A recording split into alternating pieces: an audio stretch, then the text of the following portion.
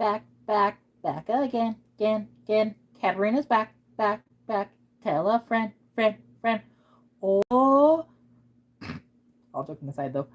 Um, yeah, if you didn't know, I have been sick for the past few days. Although I'm feeling a lot better today, I still have a little bit of a throat issue, so I might not be speaking quite as loudly as I normally do. But that's okay. To be honest, it's one of these things where actually I almost like my voice this way a little more than at the normal volume that I typically do. But we'll see. To be honest, I'm not gonna like sway my voice though. In that regard, it's just being a little quieter so it's easier on my throat. Oh, I should do this. Do this. No, wait, hang on. What am I looking for here? That's what I'm looking for. Chat, live chat. There we go. And so yeah, let's chat about cars a little bit. So to be honest, I still need to do a few things with both the cars. Some stuff I want to check on the Capri. Something we found out about the Capri that I should have fixed a little bit ago, but I just haven't ordered the parts yet. I should, because I actually have money at the moment, which is whoa, Katarina having money? Yeah, I have a little bit of cash right now, which is kind of nice because I've had some things go my way, which has been wonderful. So as an example, like I mean, I sold my parts car. I sold the seats that I've been trying to sell for like over a year. I sold the rear quarter windows out of the parts car, which I've got half now and then half upon pickup from a friend of mine. I've honestly just done quite a bit in that regard, and it's been nice. So I do have a little bit of walking around money. It's still not money that I'm just going to go blow right off the bat, although it's very easy for me to do that at the moment because it's eating at me that there's a header out there that's really cheap that I can go buy right now for like really cheap, and I am just you know. But at the same time, is I don't have the part that I would need to actually make sure that it's the correct one for my car. Um, so we shall see about that. But having said that, you know,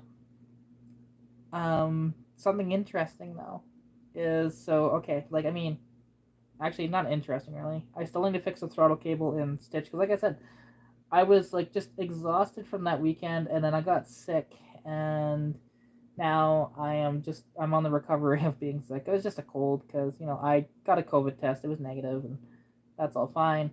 Apparently, I lost a subscriber because I talked about COVID. When fun fact, you know that if you ever watched any of my videos, not as much my lives, but all of my regular videos that I put out there, that I always actually talk about COVID towards the end of the video. Because what do I say at the end of every video? Hope you're staying safe during COVID-19. Good luck with whatever you're working on, and I'll catch you in the next video. And sometimes I'll do a Pikachu impression as well. 9 times out of 10 I do. And it's just kind of funny. And this guy he does this kind of reply of saying, having a cold can trigger those tests. Even though on the video it showed that I was negative.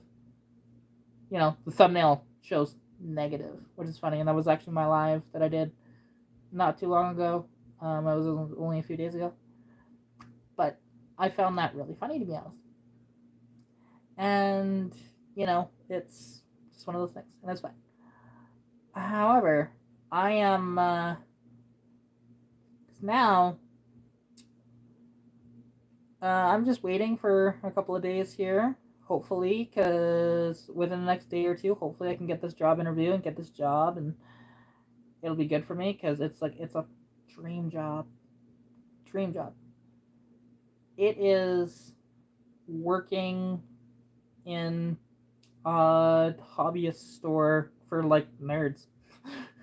It involves Dungeons and Dragons and Pokemon, vintage gaming, Magic the Gathering, that sort of thing.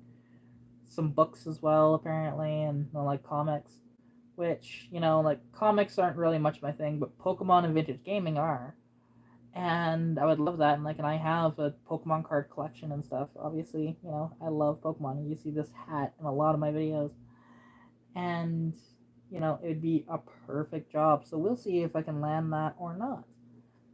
Um, but something actually, I just posted that video here on YouTube as a little short fun fact.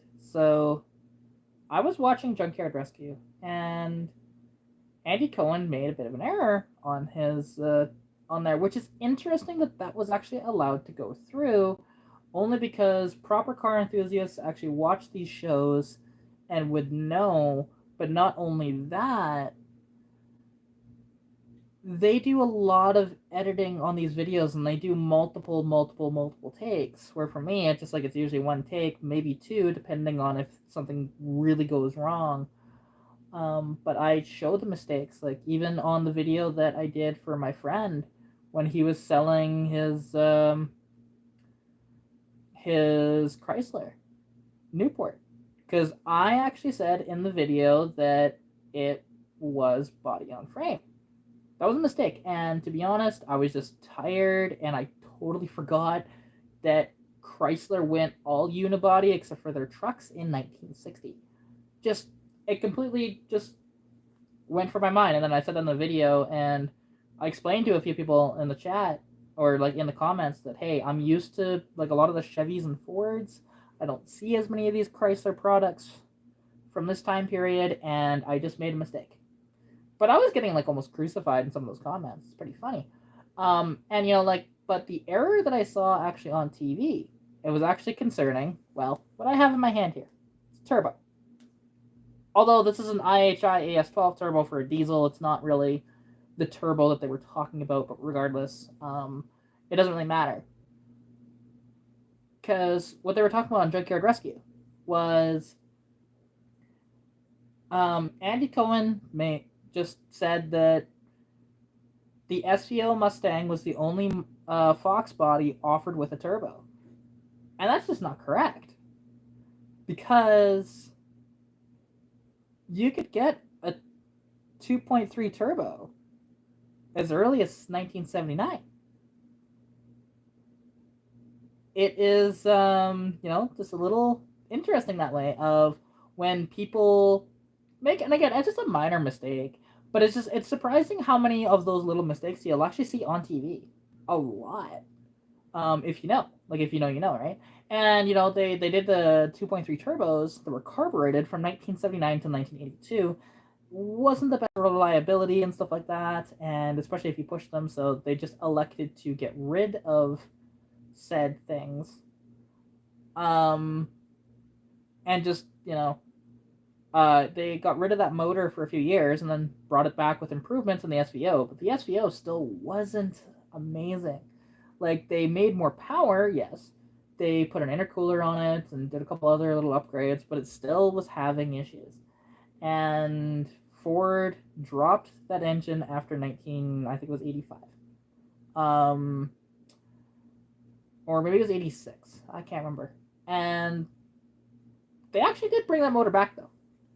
And you might think, wait, when did Ford bring back the 2.3 turbo? And that's actually in brand new EcoBoost Mustangs. So starting in, I want to say that was 2015, Ford did the thing of bringing back that engine, which, with much improved, that 2.3 turbo is, fun fact, it's actually a Mazda design, and it's almost an identical engine to what they actually did in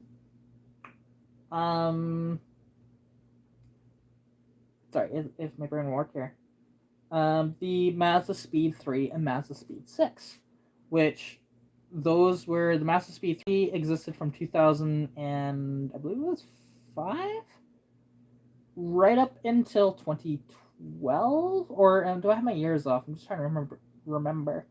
But the Mazda Speed 6 only went for 4 model years total, which was from 2004 or 5, 2005 I believe it was, until 2008. I'm just trying to remember the years, but to be honest, it's literally just about identical motor. You put the two side by side, and they're identical. Ford will deny that it's the same engine, but you can put the two side by side, and they are identical. It's the evolution of the 2.3 Lima that, again, was a Mazda design. Um, just with Ford's backing on it. And Ford used that engine design from about 1970 right up until, at least before they got rid of the 2.3 in like 2002 or something. Like, it's one of the longer runs of engines. Like, obviously the small block Chevy has the longest run of all time for any engine. I believe it's that one. It could possibly be the Buick / Rover V8. I'm just not sure which one had a longer run because they're really close to each other, to be honest. And it's surprising that both of them have went for as long as they did. Because if you don't know, actually, the Rover V8, that was a very common engine over in Europe in a lot of things. And hi, Mustang guy. How's it going? I hope you're having a fantabulous evening.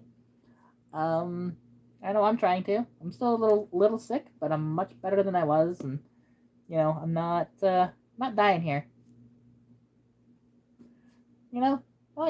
Just sitting here, kind of bored. Decided to go live on YouTube. I was live on TikTok earlier, and was a good live overall. I did it for just over 2 hours, and yeah, exactly. Like it's good. I have my energy back. I still have this little problem with my throat, but it's not too bad, to be honest.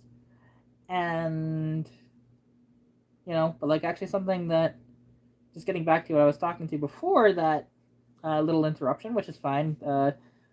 Mustang guy there, he was one of my very early subscribers, to be honest. Like, he's been around my channel for, like, you're not the first subscriber, but you're close, to be honest. You would have been within my first 100 subscribers, I believe. Which is truly amazing. And you've stayed a fan, where some of those people just don't watch the channel anymore, but they're still subscribed to the channel. Which YouTube will actually unsubscribe people that don't really interact with the channel at times. I've noticed that. Even with my own subscriptions, I'm like, I didn't unsubscribe from this person, but I hadn't watched their content in a few months, and they just unsubscribe me automatically. It's like, no, because eventually I'll watch their videos again. It's just sometimes I just want to take a break from certain people's content. That's it, right? So it is pretty interesting. But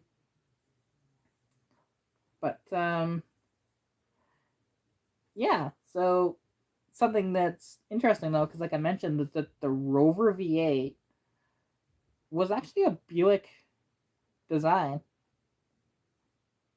Oh, yeah, that's cool. I can't wait to see what you have cooking. Because yeah, I was gonna say you haven't made a video for a while. But the Buick 215 V8 was an aluminum engine that Buick had made for only a couple of years in like the late 50s or very, very early 60s, but then they decided, let's get rid of this design. To be honest, they just didn't want to use it anymore, and they went towards Buick went towards the nailhead design, or focused more of their energy on the nailhead, because the nailhead was already proven, and so they actually sold the tooling off to Rover. And now Rover made that engine from, I don't know the exact years, but it would have been from around 1960 right up until like 2011 ish, because it was also like subletted to a bunch of different companies. Range Rover used that engine, MG used that engine, and a few other manufacturers did. It's pretty cool. Ooh, 302 from your 65 into the Fox. Interesting. Actually, no, to be honest, those blocks are a superior design, those early blocks. That way, like, because the fox body blocks, we've all heard that, they will break at basically like 500, 550 horsepower. Although that's not 100% true. It's just depending. Okay, it's a 68 302. Okay, there you go. So they actually have thicker casting within those earlier blocks than the Fox body blocks, so they can actually hold more power. I don't know how much more power they can hold, but they definitely can. And they also make more power out of the box, where that thing should, depending on if it's like the 10.5 to 1 compression motor, which a lot of those 302s were, that thing probably makes over 300 horsepower. If it's just stock, because I can't remember, to be honest, if yours was modified or if it was stock. But, which no Fox body Mustang made 300 horsepower out of a 302.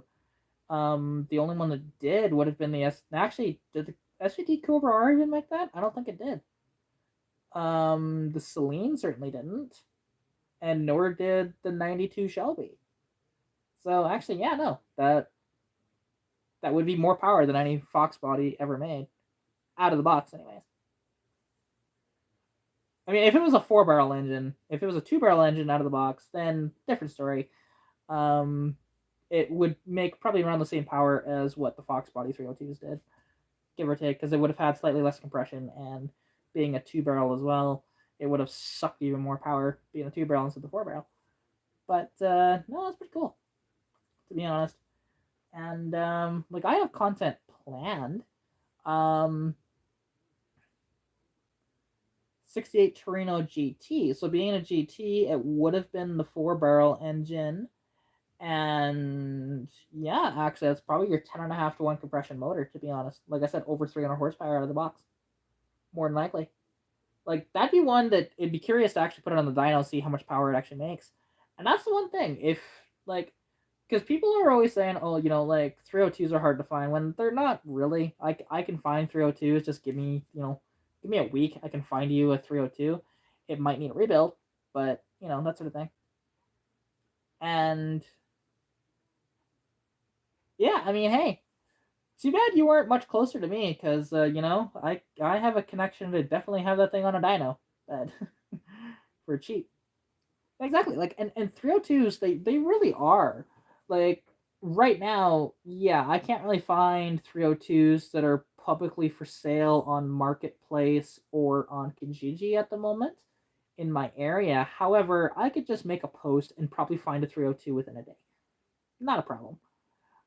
Any small block. And now, actually, something that's interesting is there was a post that this guy was talking about how he has this Fox body that supposedly has a oh yeah, like, to be honest, in 351 Windsor, like, it's a superior engine. It's got a taller deck height. It is a much thicker casting than a 302. It's got beefed up internals compared to the 302 as well. Like, it's a far superior engine overall. And like, stock block, now not stock internals, but stock block 351, you can push well over 600 horsepower, to be honest, where you hear the things of 302 busting the block at 500, but that's not always the case. There's actually been proper dyno numbers that have been published that actually do show a 302 making over that with a stock block. And it's like, that goes against everything that we are told, right? And and like, the one thing is, because like I was mentioning, like, there was this post on one of the Facebook groups, and somebody was talking about how they have this Mustang, and supposedly it has a 260 V8 in it. I'm going, that shouldn't have a 260. The 260 was only made until 1964, and yeah, and what he was trying to say was, well, no, it actually has a 302. But then he said, like, yeah, a 255, he just rounds up the cubic inches to 260. I'm like, no, you don't do that with engines. Like, it just made me facepalm so hard, to be honest. It just doesn't work that way. Even though car manufacturers technically do lie about their engine sizes all the time, but when you're referring to an engine size, you just don't do that because it's interesting. Like, as an example, so the Ford 302 isn't a 5 liter. If you want to get really technical, it's actually a 4.9. Um, like it's much closer to 4.9 than it is to a 5 liter. And car manufacturers all the time will round up or down in cc's, but not in cubic inches. They typically didn't do that. On very, very rare occasions did they ever actually do that.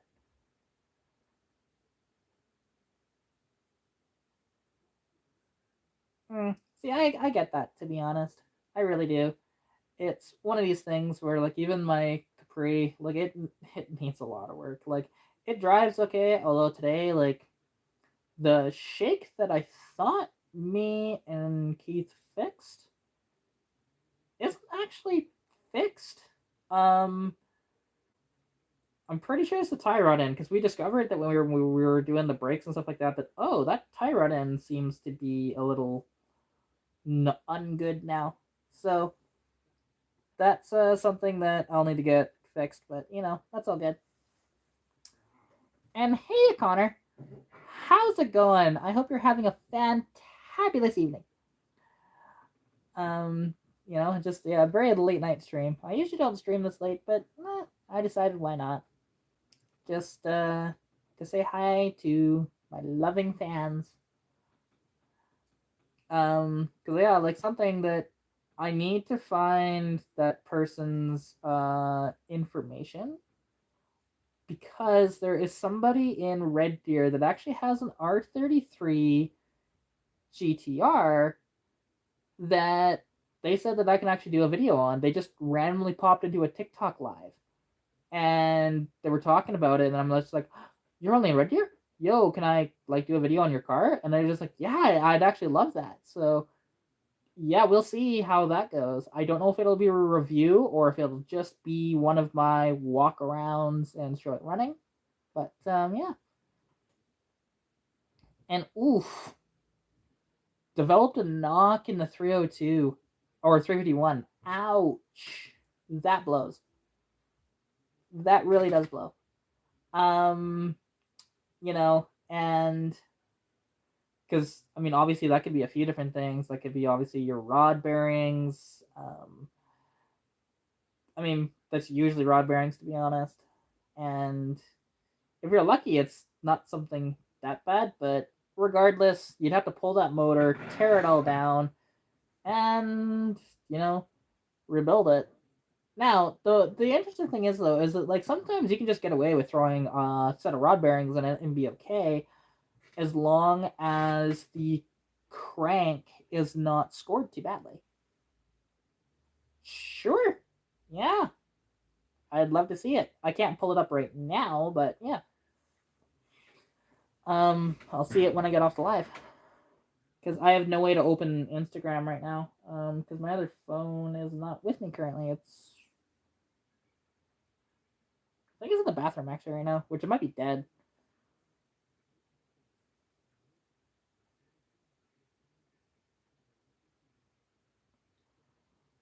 Um,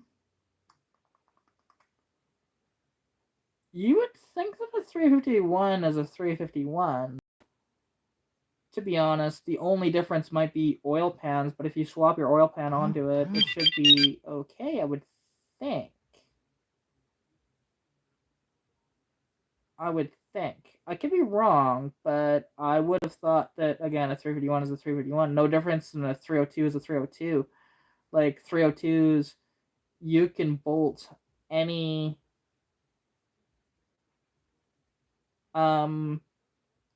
I mean, there are some differences, don't get me wrong, but for bolting into the vehicle, a 351 is a 351.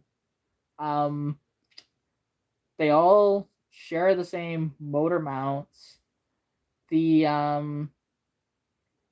the motor mounts would technically be different depending on application. However, where they mount to on the, like where the plates are on the motor, should be the same throughout the entire run. And I will admit, Ford did some weird stuff with some things, but their small blocks were usually they kept them the same, as well as their big blocks. So yeah, I mean, if you're gonna like, here's the thing: if you're gonna rebuild it, you may as well upgrade it. To be honest, because that's just the way to go. You know, put a better cam in it.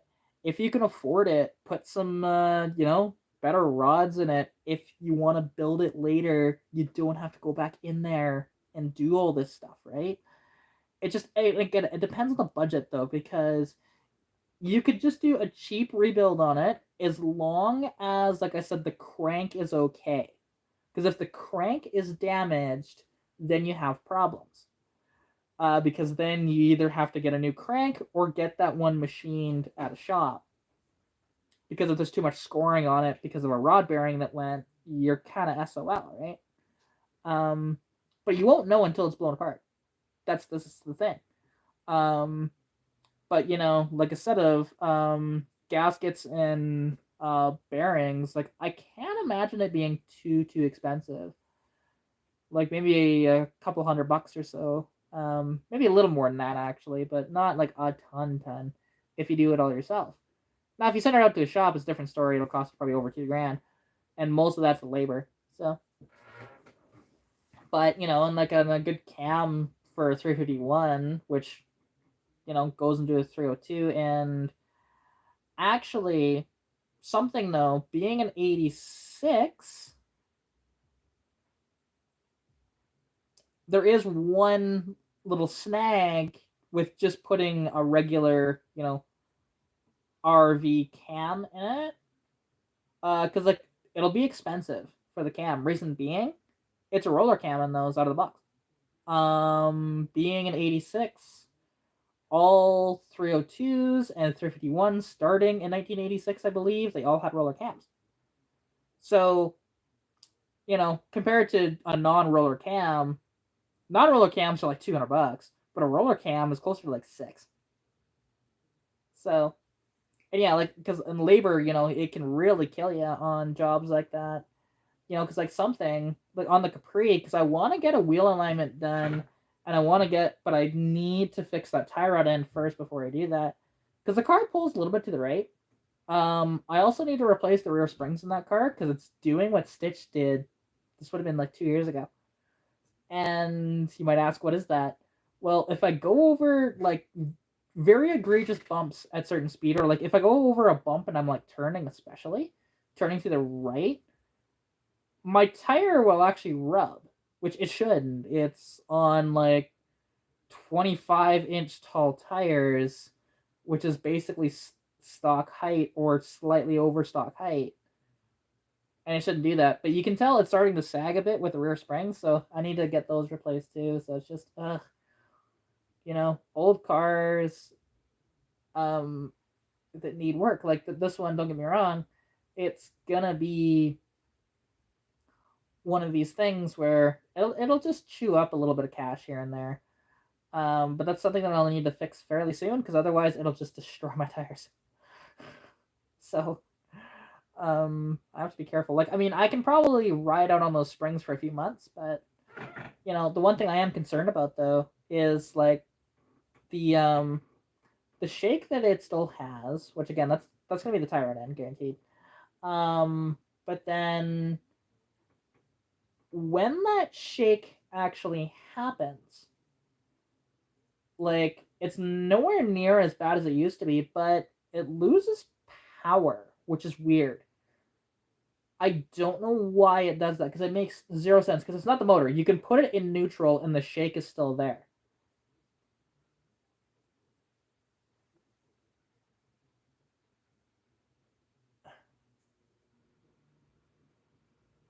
Oh yeah, like to be honest, there's a reason why people go with LSs or small block Chevys, and like something that I could do, I'm not gonna do this, but something that I could do is like in my Capri or my Mustang as an example, I could take that inline six out, and it's almost a direct bolt in for a small block Chevy.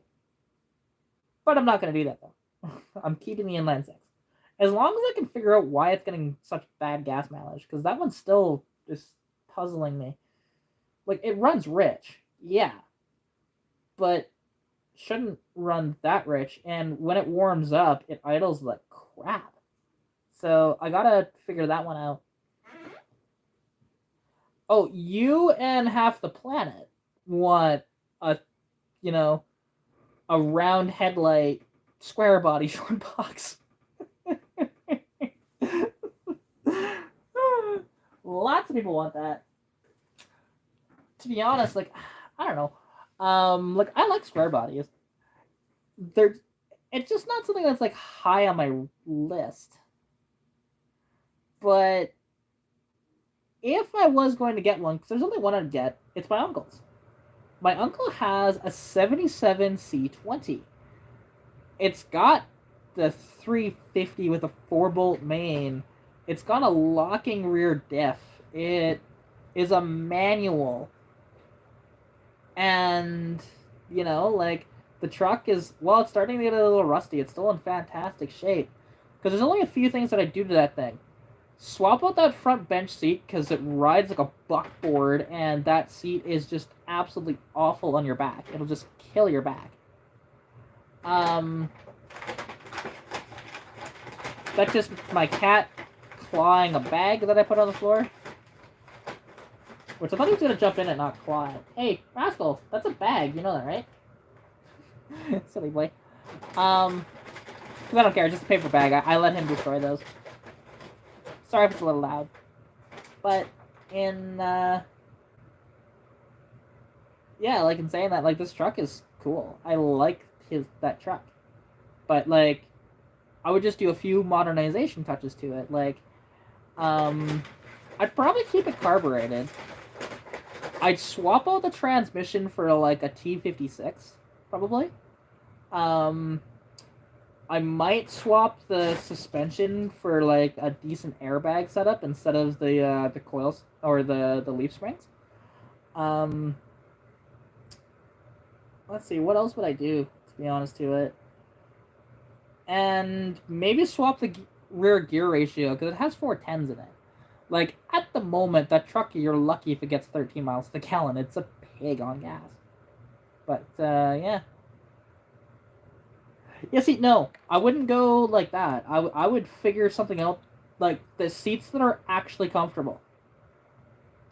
Because the thing is, modern seats are just not comfortable. I've never sat... There's only one vehicle that I've sat in that I found actually comfortable to go down the road in. And that is a 2020 GT California Special Mustang. Like, that's it. And actually, like, yeah, and to be honest, a 300 inline six, it's one of the best inline sixes ever made, to be honest. Those inline sixes, they'll go forever. They've got a lot of aftermarket support. You can build them out if you want to, and you can make quite a decent little rocket out of those motors. They're just really massive, and their center of gravity is just too high for my liking, because I have looked into the logistics of putting a 306 in a Fox body, and it's just not practical at all. Like, what I've seen is... So, because what I've kind of researched a bit, and I'd have to properly measure, but this is just what I've heard. To put a 306 in a Fox body, you have to cut the hood no matter what. The motor sits too high, which, okay, fine. But then you have to either notch the firewall or move the motor forward, I believe it is. And that results in moving the rad forward. And you have to run electric fans no matter what. You cannot run a mechanical fan off of it just because it's too big. So, you know, it's some of those things. Like, I'm not opposed to running electric fans. It's just mechanical fans are just much more reliable. Just due to the fact that, like, hey, like my mechanical fans, as an example, both my cars, they run immediately. They're not clutch fans. They're just straight up plastic flex fans, and they rob almost no power. Where an electric fan would actually use up more power than what those fans do.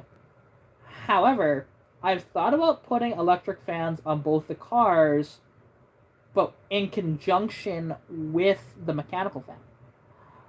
Basically, all I'd want to do is just have that electric fan for when I need to cool it off, just flick it on really quick.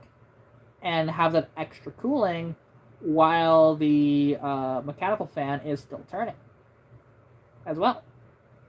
It really helped for like the track days and stuff like that when it gets really hot, because like I did that that track day a few weeks ago, which was so much fun. And like if you haven't seen that video, you should check it out. It's amazing, to be honest. It's sad. I was hoping it would do more views than it did, but that's okay. It might be just a slow burn video, and that's all right. But yeah, like, and truthfully, it's just so much fun. And I start off the day and I qualify a 128. I'm like, okay. I know I could have been faster than that, to be honest. And then my first actual lap that counts for the timing of that, because like the event, because that wasn't actually a hey, how fast can you go event. It wasn't one of those. That was supposed to be a bracket race. So you set a qualifying time, and then you stay as close as you can to it. I was not adhering to that at all. I just wanted to go as fast as I could. So start out 128. First lap 118. So I was like, okay, I shaved off 10 seconds. Okay, and I just kept getting faster and faster, except for the times when the car shut off and had a couple of issues that way. Just some carb issues I need to work out. Fairly simple though. That was just a float setting that I just need to lower the float, and it'd be better for that.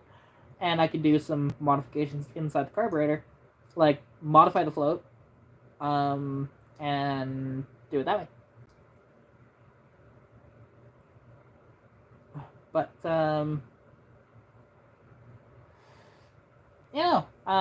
so there is obviously like there's that.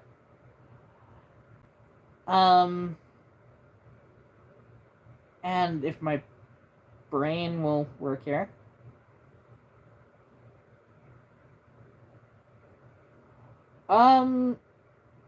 Yeah, actually, I did. The Metropolitan ran, which was my buddy Roy, he ran a 113. I ran a 109 by the end of the day, which is just incredible. And it's funny because that Nash Metropolitan, driven by Roy, so that Metropolitan has no seatbelts in it, and it's a 3 on the tree. So he was fighting with trying to stay in the seat, and it's a bench seat in that car too. So he's trying to fight with staying in the seat, and he's like kind of hanging out the window halfway, holding on to the door while trying to steer, and then shifting with the 3 on the tree. Like, he was at such a disadvantage. Like, if he had a floor shifter, he would have been way better off. Because at the very least, he could have just held on to the steering wheel with his other arm, right? Where instead of, like, putting more of the weight onto the outside of the door there. But, yeah, like, and I had not the fastest time of the day. Because the fastest time was fastest time wasn't my 57 seconds. It was actually a vintage F1 car that the owner of the track brought out, and it was a 70s, Formula 1 car. He did it with, like, power sliding around corners and everything. He did it in, like, 38 seconds or something. It's like, nice. That was awesome. And, like, that's a once-a-year event, so I do want to obviously do that next year, and I really can't wait, for that. And like I said, I'll be out there again with Roy Marco, I'm sure, next year, and, right? And, and like what's interesting, because with all my problems, with it stalling out like it was, I also did not have full throttle that day. and I was getting like fireballs through the carburetor. You can actually see it on the video when I have the hood off. I think it's in my 4th run. I pull the hood off the car, and I, just to help with the heat soak situation, which it made a big difference, to be honest. And on the second to last corner, you can see just this fireball come out of the hood. I have a screenshot of that. It's great. And now that video could have been so much better, because my plan, it just didn't work because my other phone was being a POS every time I put it up on the thing. So I was trying to get 2 views. I wanted to get the out of dash, the dashboard view. I also wanted a rear quarter window view. But my other phone, it just wasn't working for that. So in the future, what I'm going to do is use this phone as the rear quarter window camera, and use my other one as the dash, because it was just way too sensitive for it just stopping the footage when I was trying to move it into place. But this one, I don't really have that issue as much. So, yeah, just things for the future. Unless if I happen to get GoPros by then, but I don't think I will. I don't think I'll have that kind of money. So, plus, I mean, the one problem with GoPros is that they overheat, typically, too. That's what I found about them. So that's one of the reasons why I haven't really invested in them, even when I did have money for a while.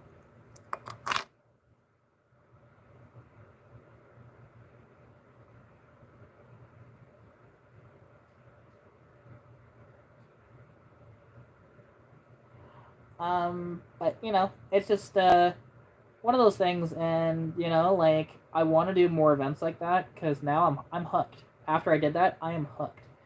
I always knew that I would have liked to do that, but I just never got the opportunity, and then now I finally did, and just, oh my god, worth every penny, because actually, it cost me nothing to do that event. My buddy Roy actually covered the cost of it, which was awesome. I really appreciate him, and, like, he's done a good amount for me, to be honest, and I really appreciate his friendship. I will do anything for him, help him out in any way I can, and, he does have a YouTube channel. He hasn't posted in quite a while, but hopefully he's got some footage to put out soon. I'm kind of surprised that, like, I don't think he was filming the event at all. I'm like, you should have, man. I should have asked him to go, I should have asked to go for a ride in his, too, and just do a video, even just for, like, 1 lap of his vehicle. And, he could have posted that on his channel, and I could just do a walk around of his car, and then go for a lap with him. Which would have been sketch, because, like, again, no seatbelts or anything. We weren't wearing helmets, because we weren't required to. There was no tech inspection whatsoever for this event. Like, my Mustang would fail a tech inspection. It's only a couple minor things that, it would need. Like, a proper neutral safety switch, as in, like, hey, you can't start it if it's in gear, sort of thing. Which that car would have never had from the factory. And foxbodies didn't have that until the Aero generation, to be honest, I believe. Or even, I don't even know if the Aeros had it. It may have just been like a New Edge thing, or even later. I don't really know when they actually put that sort of neutral safety switch in. Because I do have a neutral safety switch, like I have reverse lights, but my battery hold down would not be sufficient, I know that. Because the bungee cord, yeah, it doesn't fly on a racetrack. 92 had it, okay. I wasn't sure. I wasn't sure when they implemented that, but yeah. So like the battery hold down, like I said, the bungee cord doesn't fly. I could use a ratchet strap. That would actually work. I would just need to find a ratchet strap that works. That the like if I was gonna do a ratchet strap though, I'd have to make it. I'd basically have to cut a ratchet strap down a bit, unless if I find a really short ratchet strap. Because otherwise, trying to tie up the end of it so that it doesn't fly like into the fan and stuff, that's kind of the struggle there, because you can tie it up all you want, but eventually it's gonna come off. Like eventually that'll get undone. Like you just have to like vigorously check and make sure your knots are good. And I just much rather not do that. I just cut it short. Or get custom straps made that are just specific length. But there's that. I only have one throttle return spring. I technically need two, which that's easily rectified. I do have spares.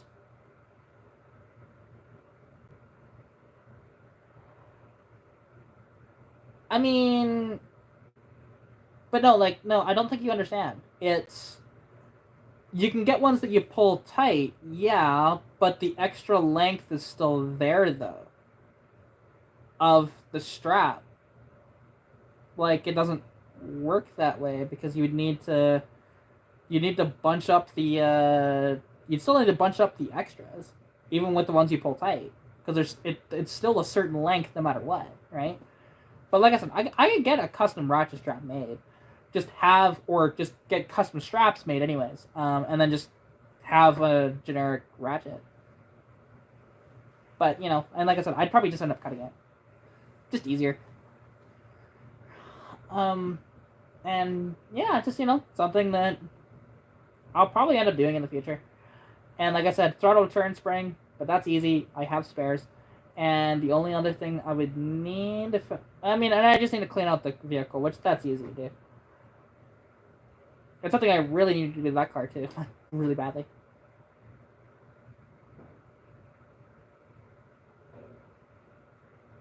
I mean, the ones you pull tight, I don't, but they're not as secure though, and they might not pass that in tech because if you roll the car over, which like I wouldn't roll the car over on the track, but they're always worried that you would, right? That's why they have it like that. Or if you crash, that the battery doesn't shift out of its place there. So that's kind of the problem. Like, a ratchet is much more secure, and like I'd have no issues if I have to weld tabs in place. Uh, hmm. Well, the difference is though is you're operating a picker truck. You're not racing around a racetrack. It's a little different. I'm putting decent G forces going around corners and stuff. Like, I don't know how much G it actually pulls around a corner. I'd be interested to know. Because it'd be kind of fun. Like, if I had a draggy, that'd be cool. I've always wanted one, but they're pricey, so I haven't bought one. But hey, if anybody wants to buy me a draggy, because none of you got me anything for my birthday, Christmas is coming up.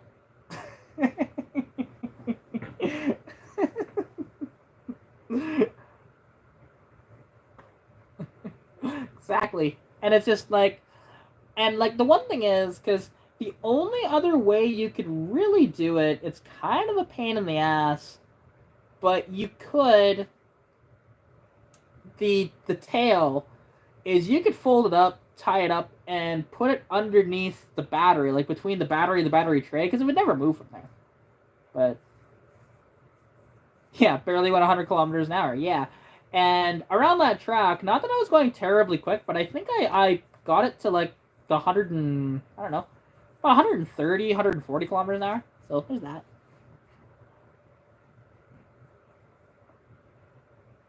And for reference, for the Americans that are in the chat or later on, 100 kilometers an hour is 62 miles per hour.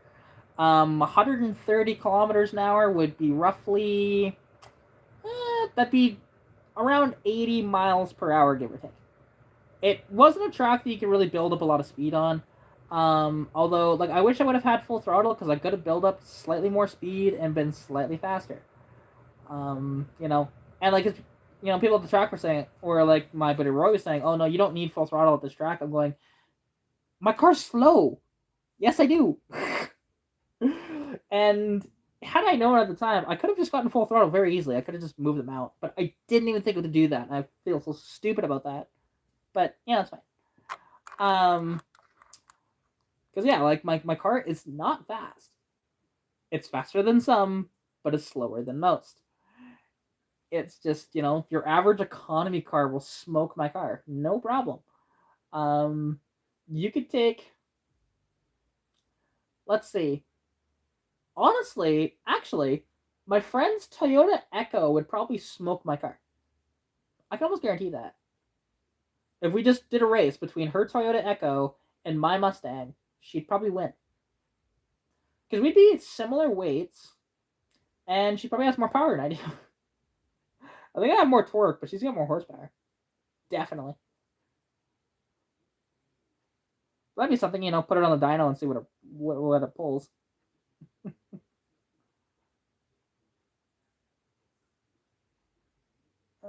Lychee. There we go. That's a little better. But yeah, like it'd be really funny though.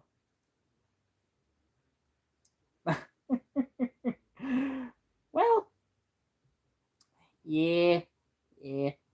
Um, but that's just something with older cars, because like, well, we say, hey, our older cars were fast. It's like they weren't though. Like now, if you do like more modern suspensions, you do more modern tires, it makes a difference.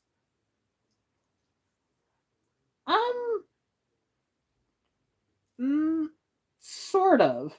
It's like that's a part of it, but also their suspensions are better. Um, their engine management is better because, like, modern electronics with the sensors and the injectors are technically better than like the carburetors or some old, you know, or like older injection systems, right? It's just modern injection is far superior to what we would run, right? Like as an example, like your brother's truck there with a 351, like that would have an injection on it, I would think actually. Um, True, but even like look at stuff. Um, like you look at, we think Hemi-Cuda, badass, really fast, and just an absolute monster of a car. Um, if it's a loaded Hemi-Cuda, it's only going to do about a 14-second quarter mile. Now, with better modern tires on it, it would do better than that, but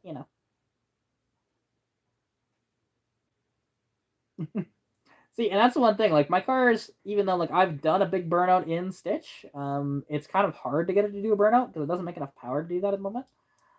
Um, and the Capri, you'd have to manipulate the Capri to do it.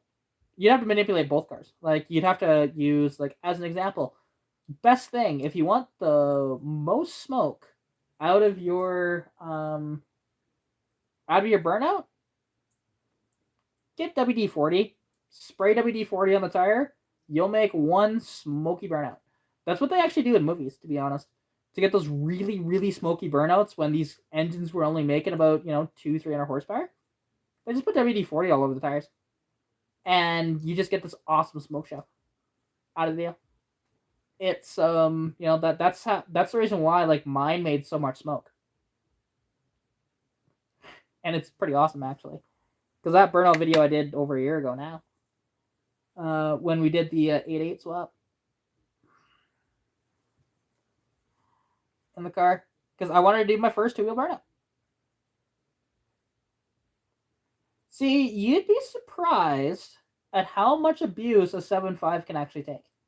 You'd be very surprised. Like 7.5s are actually tougher than you think. Yeah, they're not as strong as an 8.8 or a 9-inch, obviously, but you really have to try extremely hard to break a 7.5. You just would.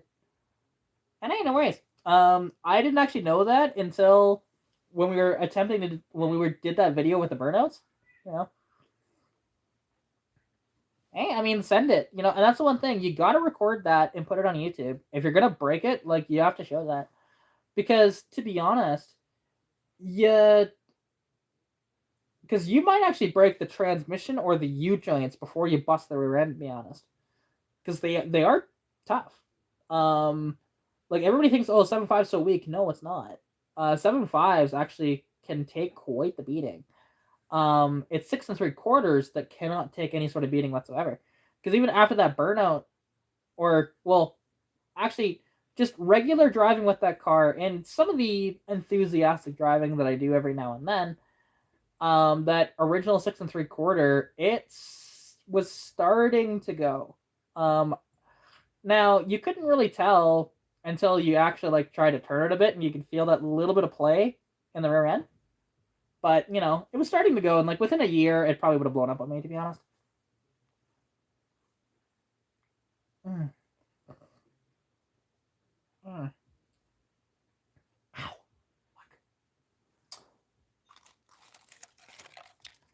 Oh yeah, 100%. You definitely can. Because like, here's the thing.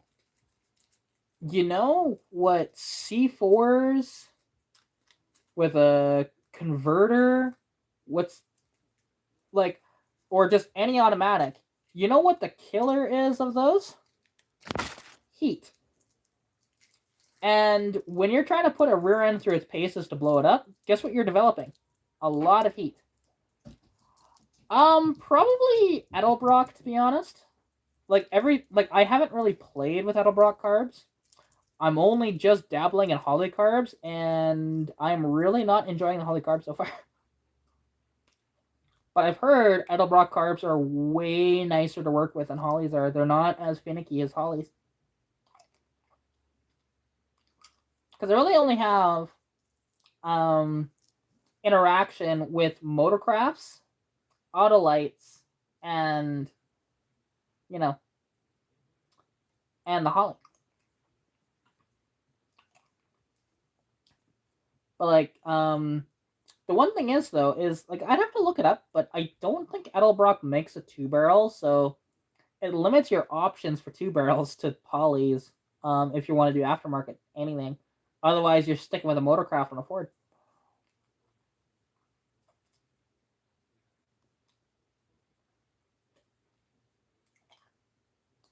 And sorry, my throat was getting a little rough, so put a holes in my mouth and have to suck on it a bit to get the relief. Right, sir. And now I'm getting photobombed by a cat.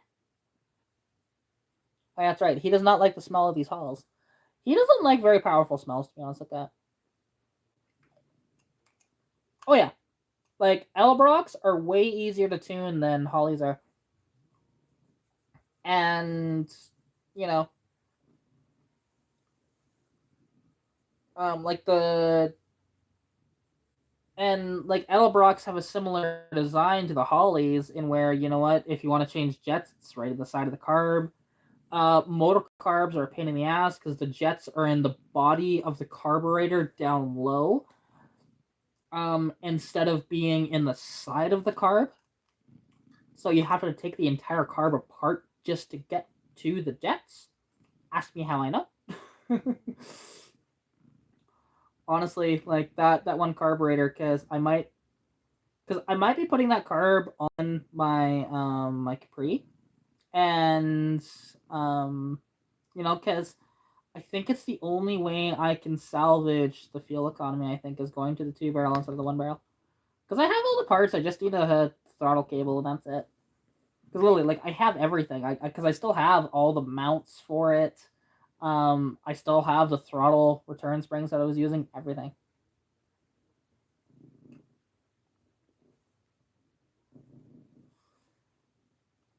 Hmm. Yeah, see, like, to be honest, if you wanna play with a Motorcraft carb, what you really want, you don't want the later carbs. Everybody says, "Oh yeah, get a later carb, get a later carb. It's better, it's better, it's better." In some ways, it is, but in a lot of ways, it isn't. Like, did you know that Motorcraft has their own jet sizes, except in the early carburetors? Because the 2 barrel I have is so it's out of a 63 Galaxy. And it has Holly jets in it. So swapping jets, at least finding the jets isn't so bad because you can go to any freaking performance shop and go buy said jets. And you don't, you also they're cheap too. Like, a couple of jets are like $5. instead of spending about $40 for motorcraft jets from Mike's Carburetors online. And no, I haven't even dabbled in. Actually, that's a lie. I have dabbled in EFI, but that was only briefly because when I still had my convertible Lilo, she had EFI on her from the factory, and that's a terrible injection system. It was a 3.8 CFI, and it was garbage. It's actually what blew up that motor, the original motor, because it seized. I actually seized it on the final drive of that car, because the buddy I sold it to, like, he knew that it was gonna need a motor. He knew that. And the thing is, the fuel injector regulator just went. It was a fairly simple EFI system, but the regulator went and it was dumping way too much fuel into the cylinders. Not only that, but it already kind of had, like, the rings were starting to go a bit, so that fuel went straight into the oil pan and wiped out the bearings and seized the motor. That was one thing, because, like, when I was driving it down, like, it was knocking really hard. Like, I was half expecting it to seize or connecting rod go through the block. And I'm like, it shows 600 meters from the guy's shop, just at a stoplight. And it's just knock. Like, it sounds like it's about to blow up. I'm messaging to the guy, like, hey, I'm about 600 meters from your shop. I don't know if it's going to make it. It's going to be close. And so it gets there. And, like, me and him chat for a little while, and I get paid and all that stuff, and that was fine. But the one thing is, after it cooled off just a little bit, the buyer, he jumps in it, he drives it around to the shop, he parks it in the shop. 1 week later, he goes to start it, motor is seized. So I officially seized that engine on my last drive. Because when it finally fully cooled off, it's when it finally seized. But it was still warm enough after sitting for half an hour that it would still run.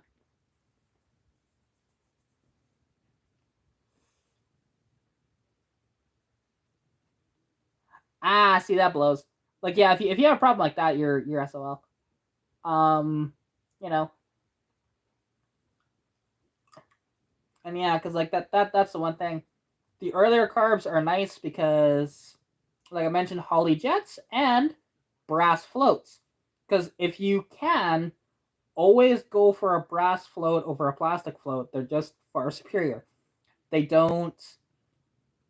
Basically, a brass float won't go bad because gasoline doesn't interact with it. However, a plastic float, it does interact with gasoline. That's the problem. Over time, it will break down the float a bit. While brass float, you can keep that in your carb for 100 years. It'll be fine. It's just far superior. And, like, and that carb right now, it's a hodgepodge of a few different carburetors. And truthfully, if I put because if I put that carb on my Capri, what I am going to do is actually get the proper rebuild kit for that carburetor and rebuild the entire carburetor properly, instead of it being this hodgepodge of stuff. Because I think it needs to be gone through a bit, because after I vapor locked it, it just wasn't 100% after that. I don't know why. I don't know what happened, because it shouldn't have affected the carb at all, but for some reason it did. Yeah, like, you can run plastic floats, but they just are not going to last for, like, forever, to be honest. It just brass is far superior. If you can find brass floats, do it. There's a reason why, like, every Holly ever made has brass floats in it. Same as Edelbrock's. Because plastic is only for cheapness. But there's a reason why they don't do it. But just, like, if because, like, the one thing is, like, ethanol also, like, has can wreak havoc on a carburetor, but mostly only if they really sit, because if they're running every day, it's not so bad. But ethanol can be bad for carburetors though, and like I can't even really find ethanol-free fuel anymore. Shell used to have it, but now they don't. I think they got regulated by the government, so like basically nobody has ethanol-free fuels anymore, which is stupid. Because ethanol is just bad on your system. The entire system is bad for it.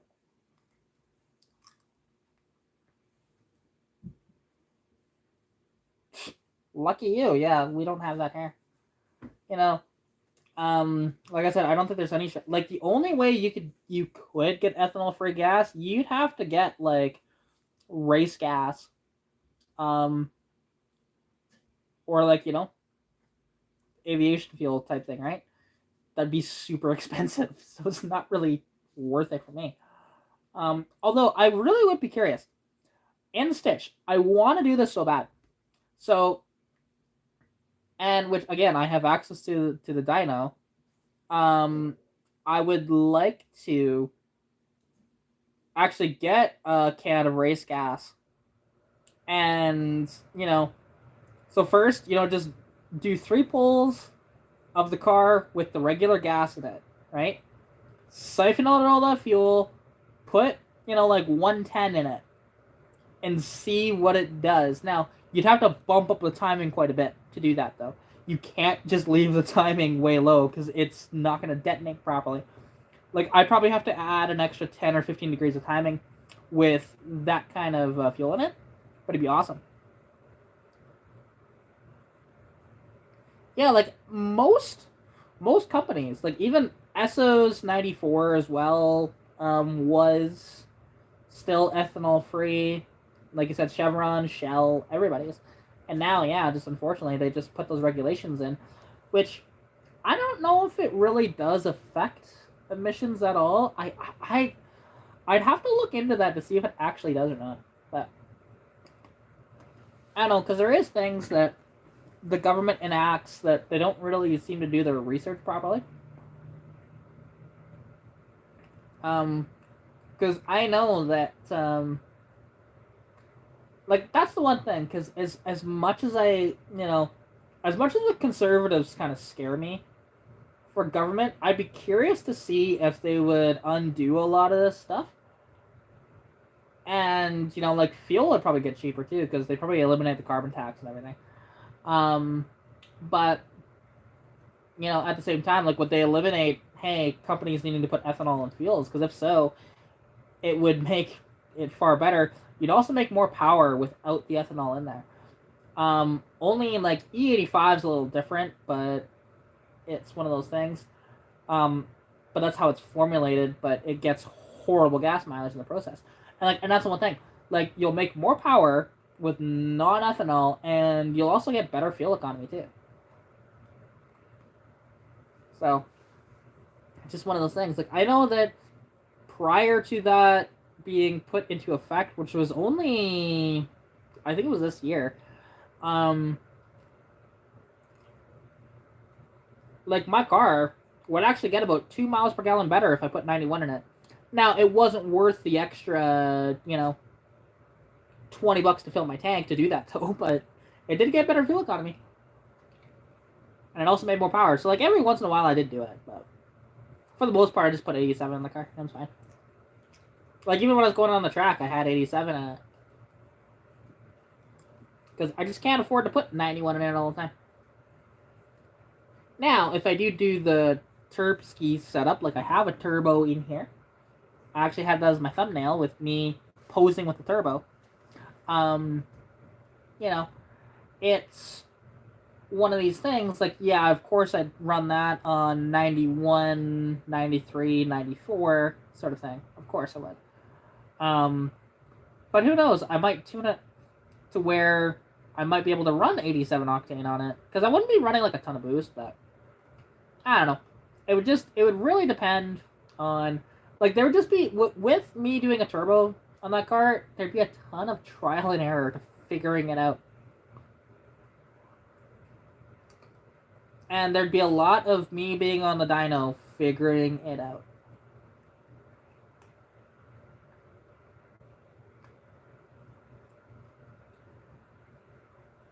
Um, because I can, and because they can too.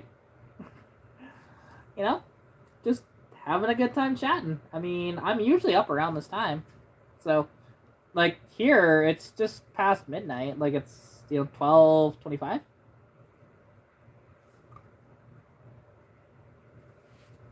Well, see, like my engines, because that's the one thing I actually do properly want to find out, because there's multiple factors to figuring out what your compression ratio is, and that's the one thing that because yeah, like your base psi within the cylinders, you can figure that out from that too, but you do need a little more than that,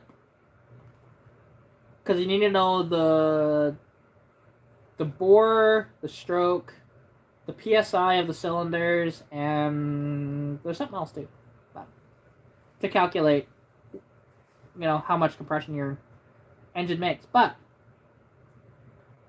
my engines make, and again, because stats are skewed when you look it up online for those inline sixes, I don't understand. Between 9.1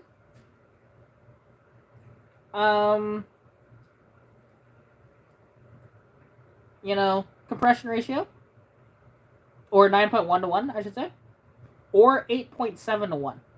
And I don't know what it actually is.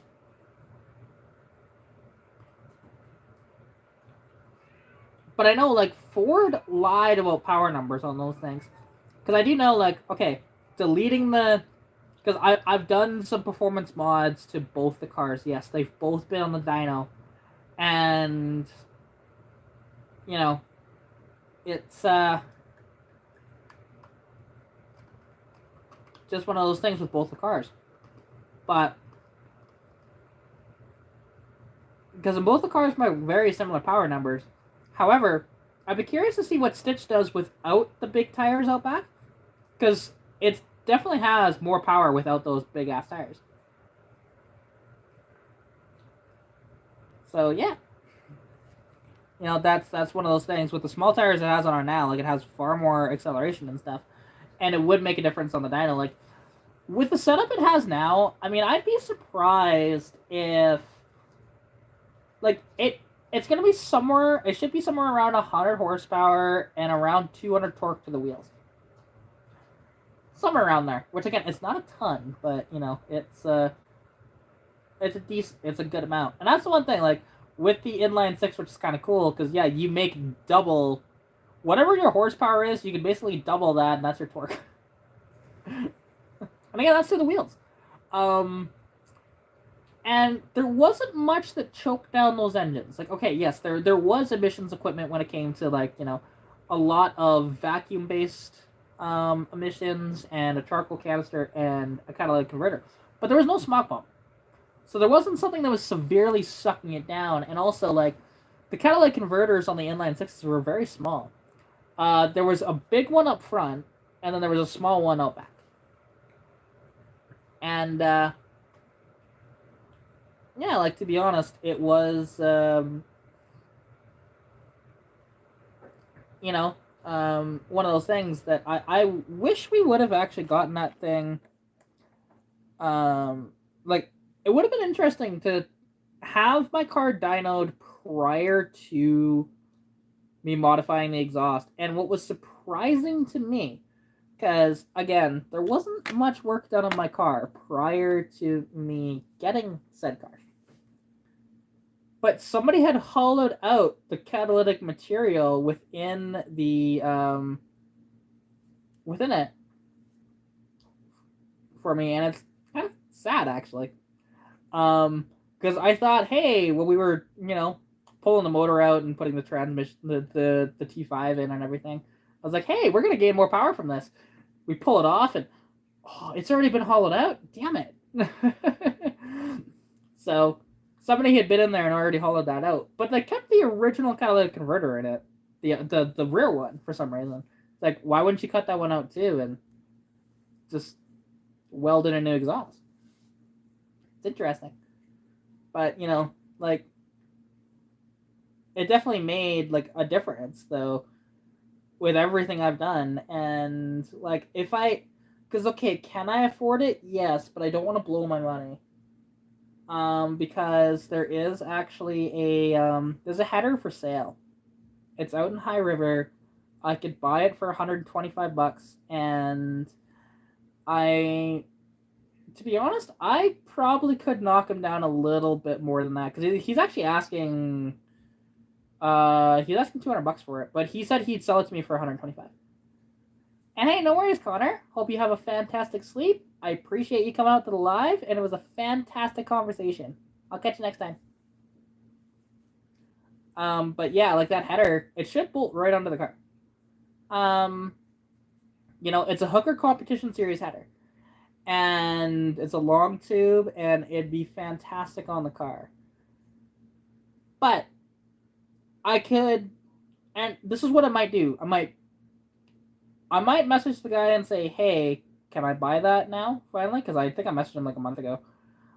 It's still for sale, so.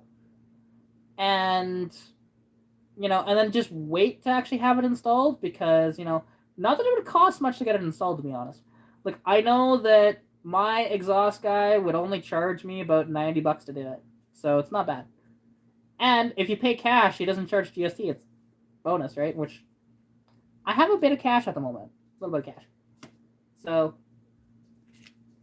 because yeah, this should still be the better part of about $500 here. So, I should put it in my bank account, but I haven't done that yet. So, but I'm gonna wait.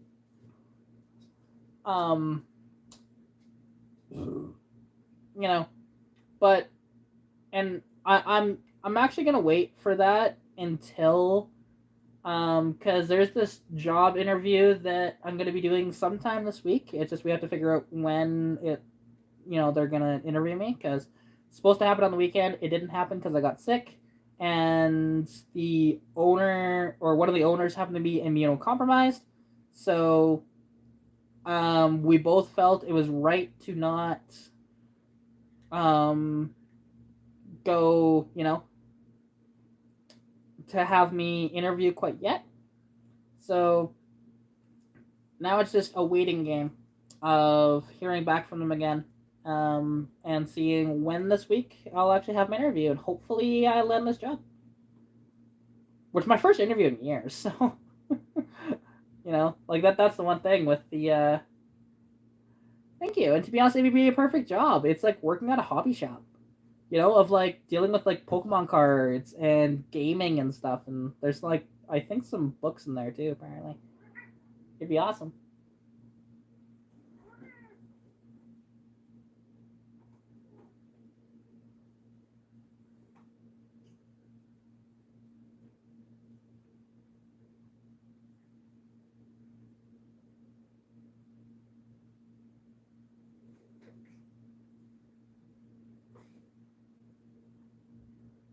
Yeah, so and it's like again, it's almost like a dream job for me, to be honest. So, and like I'm gonna tell them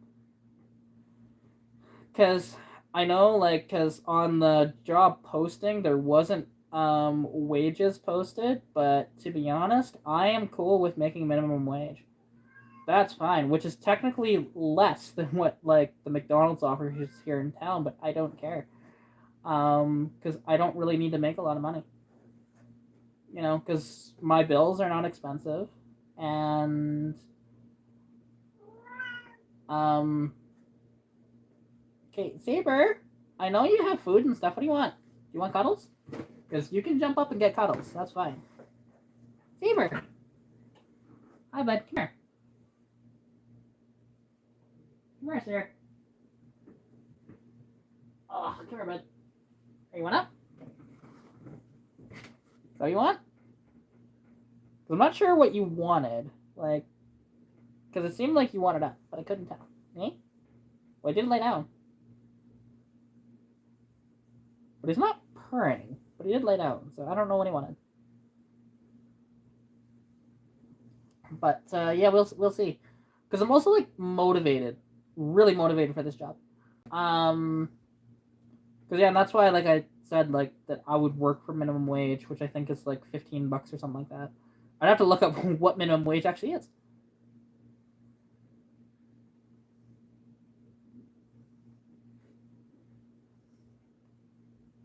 Yeah, it's Saber, my big old fat cat, 24 years of age.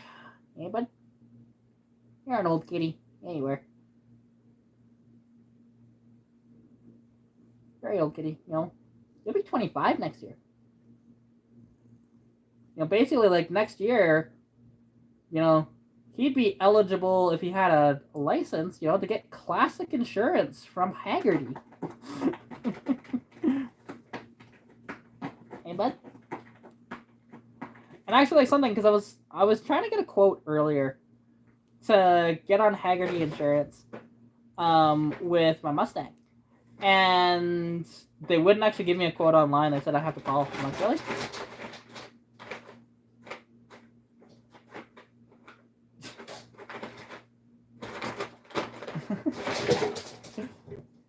And there goes Rascal running away. Hey, bud? Yeah, he's a weird boy, isn't he? Saber. Hey? And actually, ooh.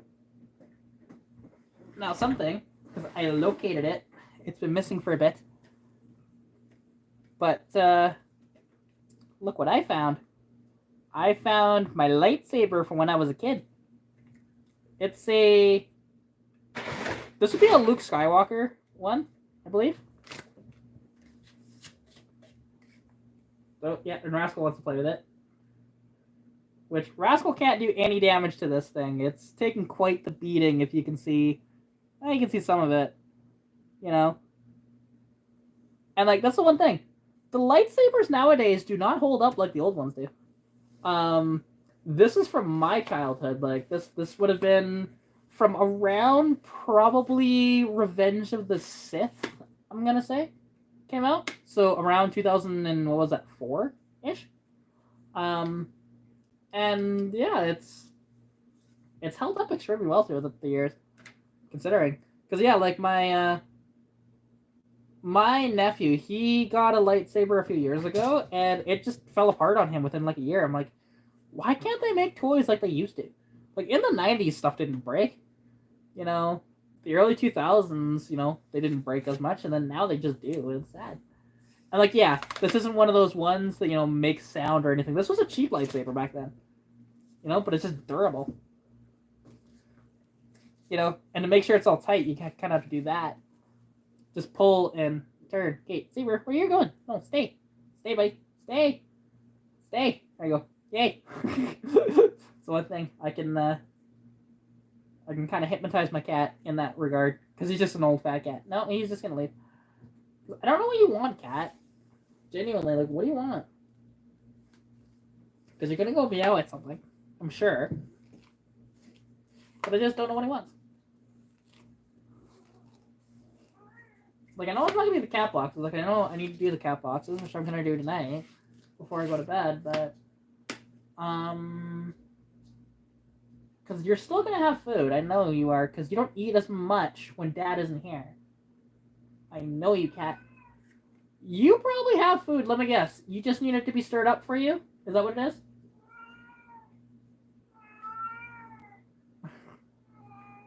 Hang on. I need to take care of my cat here. Give me one moment. Hey, Saber! Saber! Saber! Hey, bud! Hey, bud! Saber! Hey, buddy! Yeah, you still have plenty of food, bud. What do you want? What do you want? What do you want? That wasn't food you wanted. No, there's already water for you in the bathroom. No, don't howl over that. Like, there's two things. Either he wants me to give him water from the bathroom, which he already has in there, to be honest, because the tub doesn't. It just leaks, which is, you know, fine, and he just loves that fresh water, so just haven't fixed it. And if he wants me to go to bed, you know, that'll happen fairly soon. Like, I'm tired. Like, I could go to sleep right now, but I'm not going to. I am live with you. But he's just a very silly boy that way.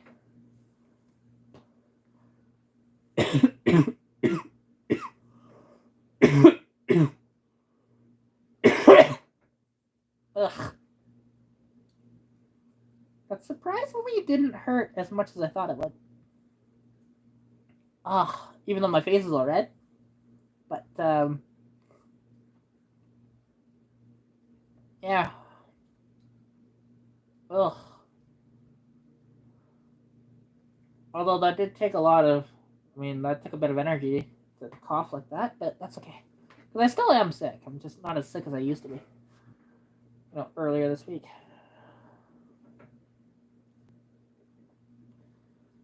Yeah, with any luck, I should.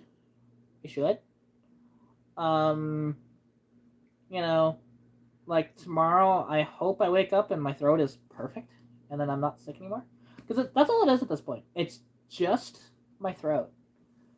Like first day I woke up and I'm like, oh, I just feel like crap, and I still though was doing stuff like I went out and I sold the parts car and I helped load it and everything, and I helped the guy strap it down too, because he strapped it down in a different way because it didn't have doors on it, so you could just throw it over the body as opposed to actually doing it on like the suspension and stuff. And then and he did it on the rear axle too, so it was just like okay. Like, and I believe it worked because didn't get a message. Like, I should have. Like, I have his phone number and stuff. Like, I should keep in contact with him because he was actually. We had a really cool conversation, and I think the two of us would actually be good friends. When it comes to cars, anyways, because yeah, he does a lot of custom stuff, and like he likes the weird stuff like I do. Like he did a Ford 306, and he did a turbo as a draw-through setup on it, and only running, I think he said like 4 pounds, but what, in the parts car it was only a 3.8 carb C4 7.5. Nothing special at all.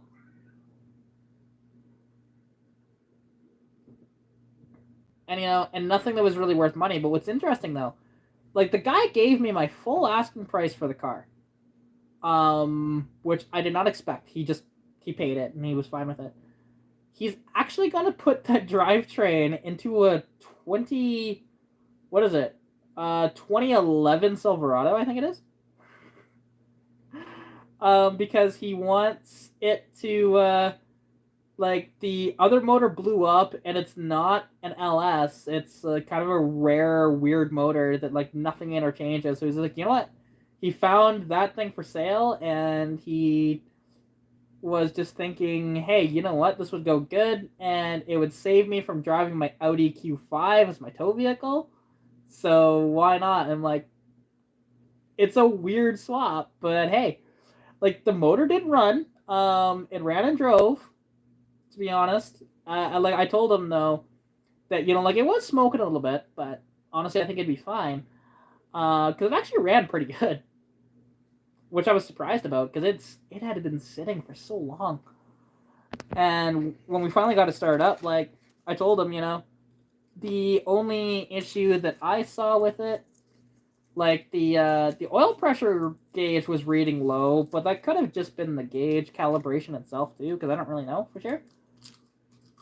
Could have been the sensor itself that was just reading low, like not dangerously low, because on those, if it's like dangerously low, it just doesn't read at all. Because if it doesn't get enough voltage to it, it just doesn't read.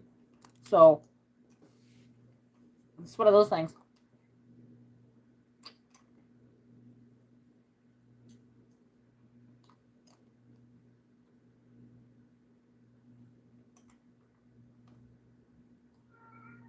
Hey, Saber, what do you want?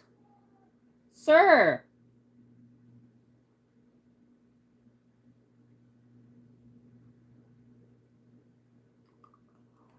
Um, But and it's actually kind of a rare motor considering it's one of the carb 3.8s. Because the carbureted 3.8s, they only made for I think it was only a year, or yeah, 1 year. I think it was only in 1983, because 1984 they would have had CFI in them.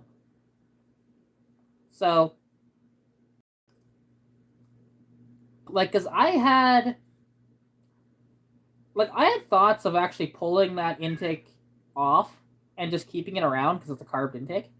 Even though I think the EFI that they used on the Fox bodies for those, I think the intakes may have been the same. But I don't know for sure if it would have been the same. But we'll see. And hi, Saber. Like, so you're all wet now because you were in the tub and you discovered, hey, look, there's water in there. Like, silly boy, you didn't have to, scream your head off. Like, I'm sure you want me to go to bed.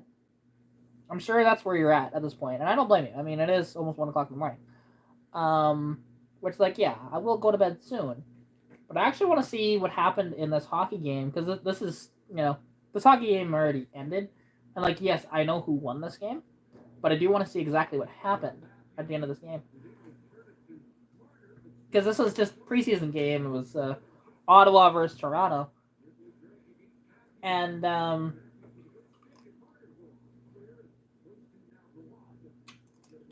like, I know Ottawa wins, I believe, in the shootout. Sure. Yeah, I'll let you know if I do. Yeah, like I can keep my eyes open. Basically, because yeah, I think it's a 1 year only.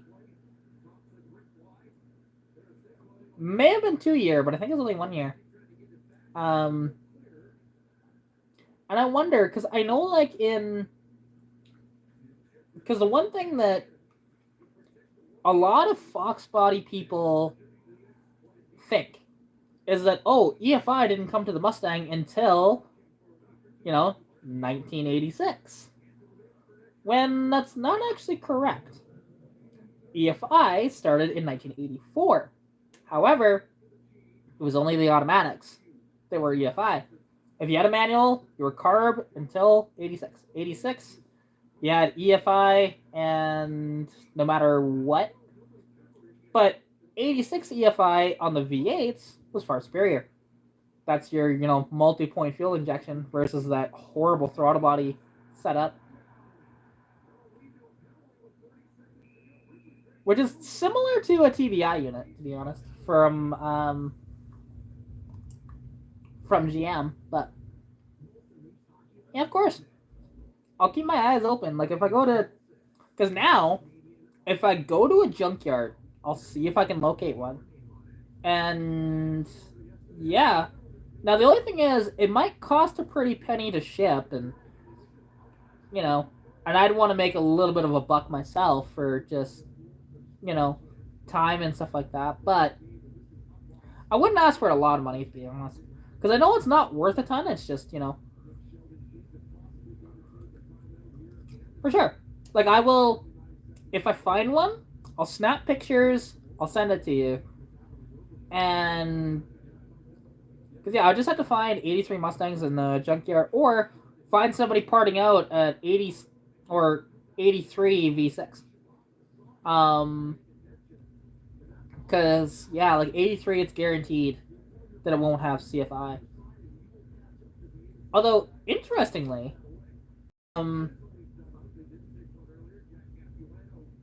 because wait, no, was that 84 or 83?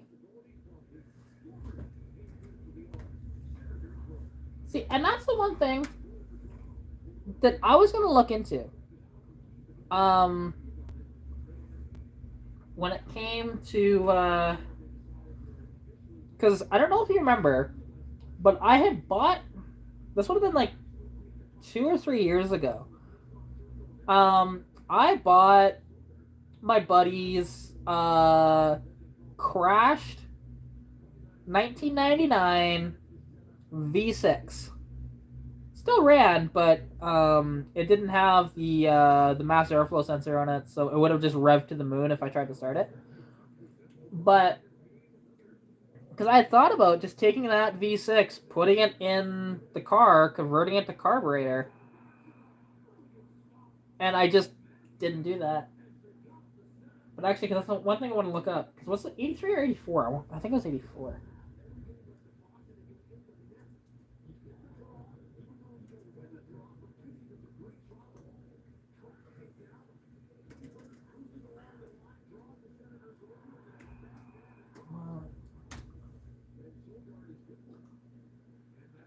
God damn it.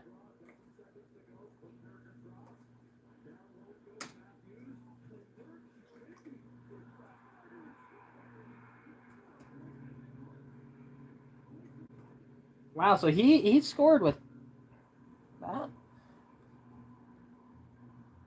Ah, okay. Okay, it was the 84 model year, okay. Yeah, so CFI definitely was just, started in 84. That was a nice goal there, Mark.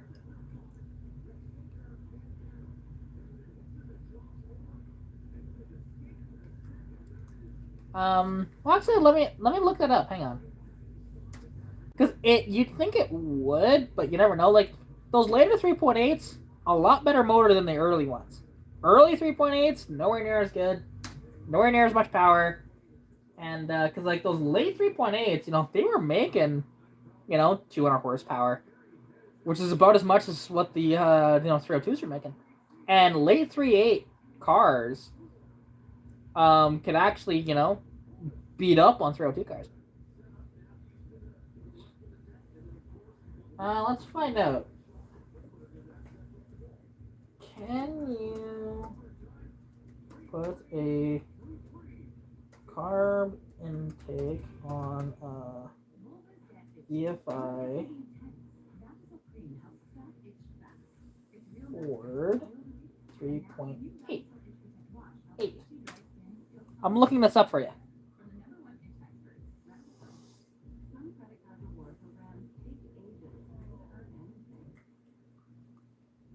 Okay, somebody posted on a forum in 2017, so let's see what we discovered here for this intake.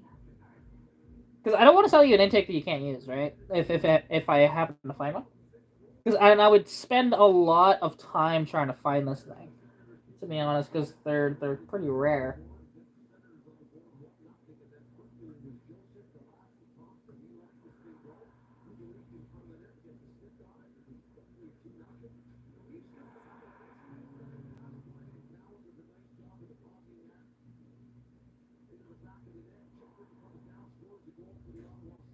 Oh, nobody replied to this guy's thread. Okay. So, nope, not that one.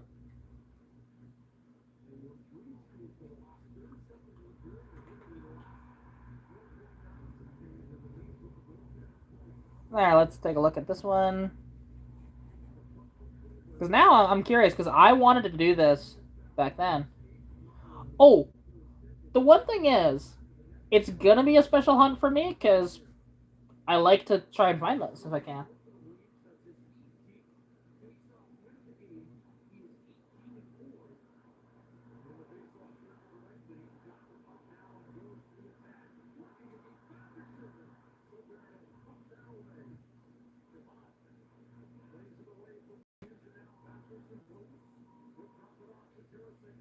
Let's see here.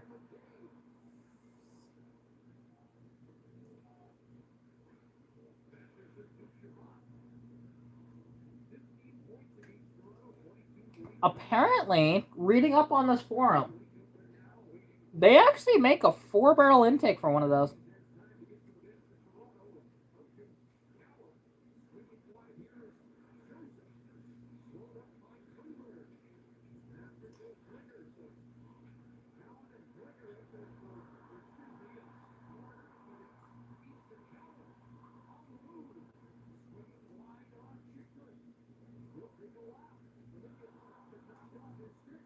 Interesting.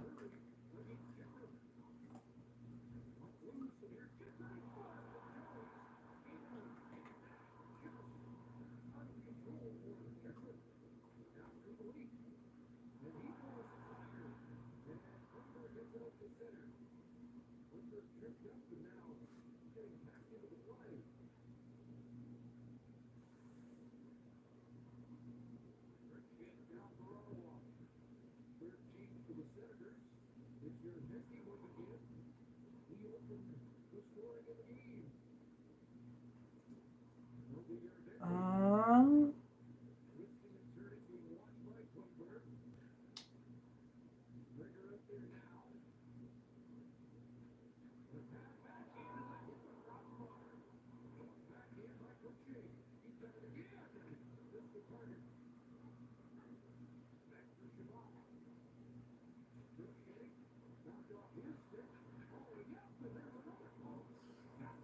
and see, it's divided. Some people say that it should bolt up. Others are saying that it won't, and just don't know. This is something I'd be curious about because I would take a later motor and put a carb on it. To be honest, like the injection system was great in the new Edge and stuff like that, but you know.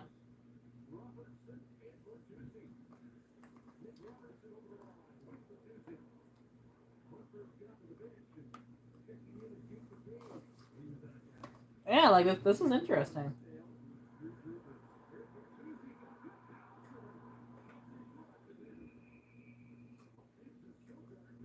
Here, let's take a look.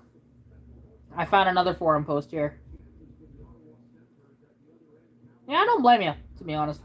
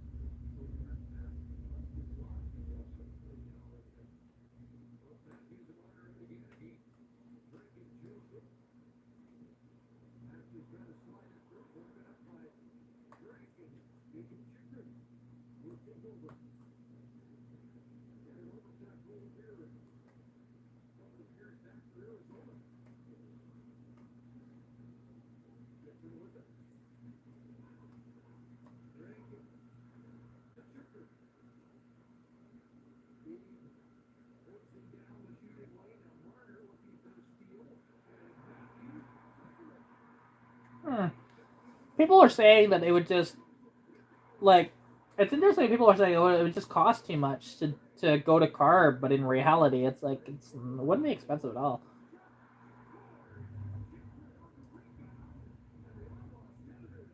Ah, so that's how that game ended. Okay, cool.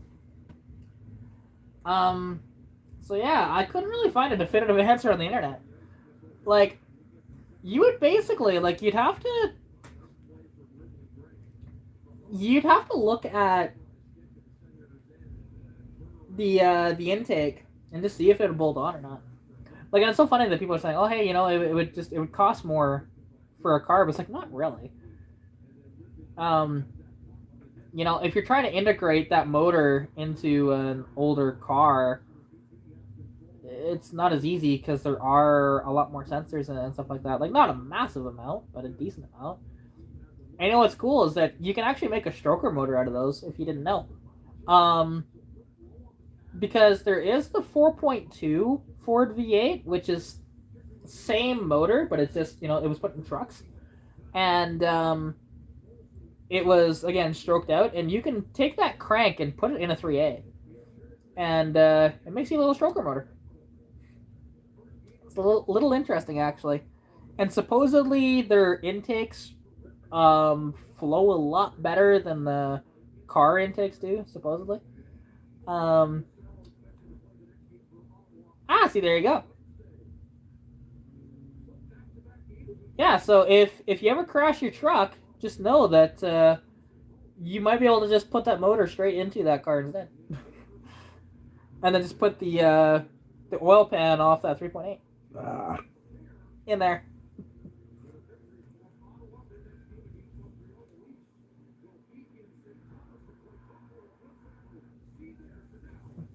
Get that little extra power and stuff like that.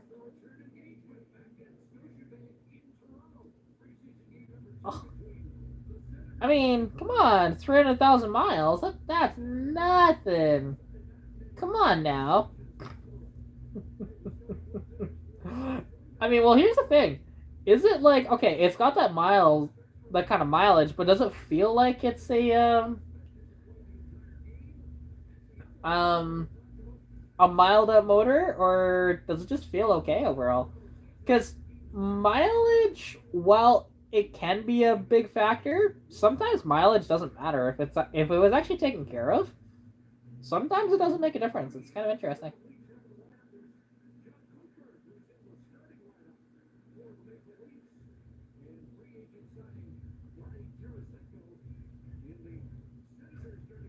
Well, so there you go. See, it might actually be okay.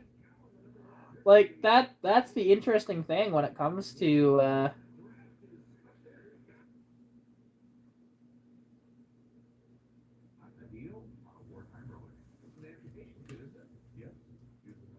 yeah, these sort of things. Um, because yeah, like I had a few plans with my Mustang when it still had the V6 in it and when I still owned it.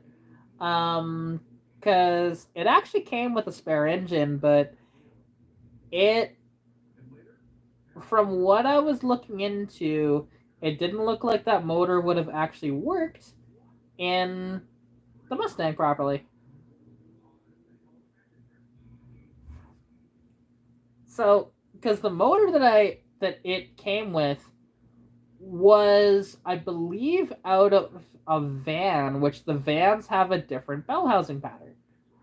So it's just kind of a pain in the ass to try and adapt that way into a Mustang because again they have a different bell housing pattern.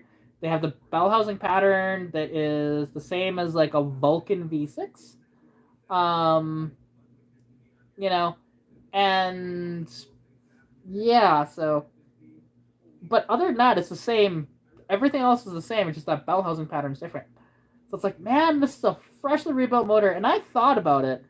Obviously, didn't do this, but I thought about why don't I just take everything off that other motor and put it into my block, just everything, But the only reason why I didn't do that because I thought about it, but the only reason why I didn't blow it all apart because I didn't know if the bore had been changed or anything like that, or if this thing has been stroked out or whatever.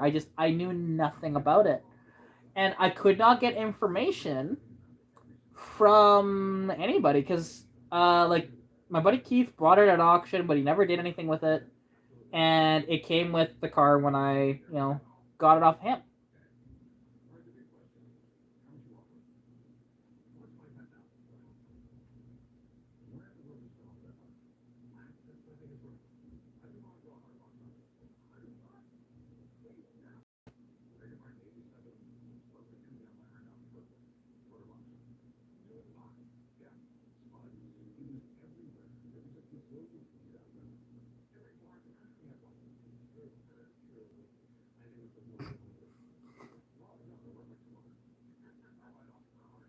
Yeah, exactly.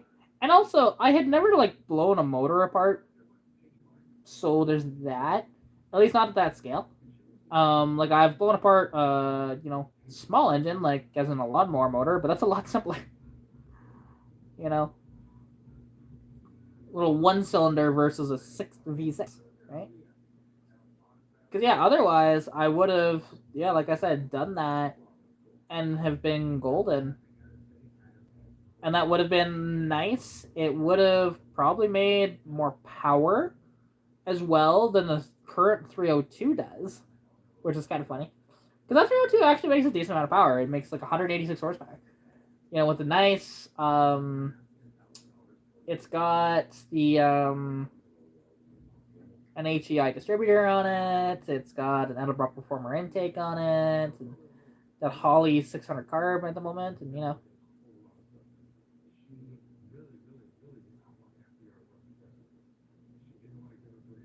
hey, no worries. You need to sign off. If you're gonna sign off, then I will just actually end the live here, and yeah, hopefully you have a fantastic sleep and a wonderful day tomorrow. And yeah, hope to hear from you soon. Good night, everybody, and hope everybody that watches this till the end has a fantabulous rest of your day or evening. And yeah, look forward to talking with y'all soon. Bye.